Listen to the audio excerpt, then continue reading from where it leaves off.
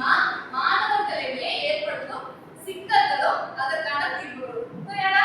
இப்போ நம்ம எல்லாருமே சினிமா பார்ப்போம். சினிமால நிறைய ஜானர் இருக்கு. சரியா? த்ரில்லர், ஆக்ஷன், ரொமான்டிக் அப்படின்னா நிறைய ஜானர் இருக்கு. இது எல்லாமே ஒரு மாணவர்கள் கிட்ட என்னென்ன தாக்கத்தை ஏற்படுத்துது. அதனால என்ன ஒரு சினிமாவை பார்க்கிறோம் அப்படின்னா அதனாலே நாம ரியாக்ட் பண்றோம். ஏன்னா அதை நம்ம முன்மாதிரி எடுத்துட்டு அது மாதிரி நம்ம நடந்துக்க ட்ரை பண்றோம். அந்த அளவுக்கு சினிமா ஒரு ஸ்ட்ராங்கான ஒரு ஊடகமா இருக்கு. அப்ப அப்படிப்பட்ட சினிமா என்னென்ன தாக்கத்தை ஏற்படுத்துது. ஏன்னா நம்ம எல்லாரும் பார்க்கிறோம். உங்களுக்குள்ள அது என்னென்ன தாக்கத்தை ஏற்படுத்துது. ஒரு சிக்கல் எடுக்கலாம். அப்போ ஒரு சினிமா உங்ககிட்ட என்னென்ன சிக்கல்களை அது தாக்குறது மூலமா இந்த சிக்கல் சமூகத்துக்கு ஏற்படும் அப்படின்னு நீங்க என்ன நினைக்கிறீங்களோ அது உங்களோட பாயிண்ட் நீங்க ஒரு எடுத்து சொல்லலாம். சினிமா உங்ககிட்ட என்னென்ன சிக்கல்களை ஏற்படுத்துது அப்படின்னு நீங்க நினைக்கிறீங்க?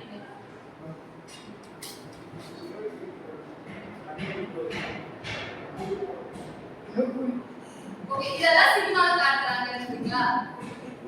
ஓகே, சரி.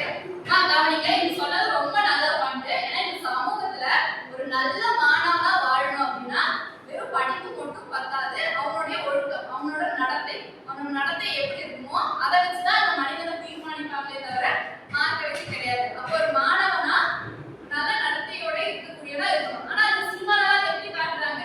நிறைய படம் காலேஜை பேஸ் பண்ணி தான் காட்டுறாங்க. இப்ப எடுத்துக்கிட்டு டிராகன், அப்புறம் டான், வேற என்ன படம்? பிரேதம், வேற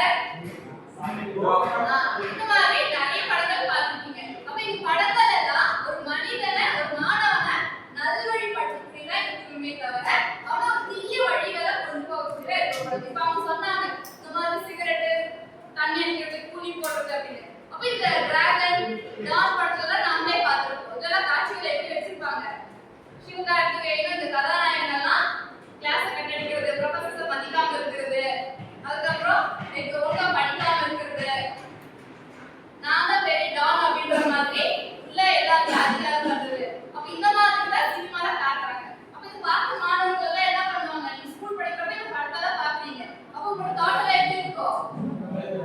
காலேஜ் போனா இது இருக்கும், ஜாலியா இருக்கும் அப்படின்னு ஒரு எண்ணத்துல வருவீங்க. அப்ப இது வந்து ஒரு தவறான வழிகளை கொண்டு போகக்கூடியதா இந்த மாதிரி படங்கள் எல்லாம் அமையுது. சரி, வேற என்னென்ன சிக்கல்களை திரைப்படங்கள் மூலமா சந்திக்கிறாங்க வாழ்க்கையில?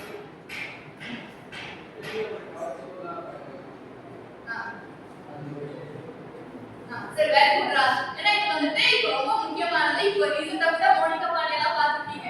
ஒரு பெண் அப்படின்னாலே ஒரு பெண்ணுக்குள்ள எண்ணற்ற திறமைகள் இருக்கு. ஏன்னா பெண் மிகப்பெரிய சக்தி.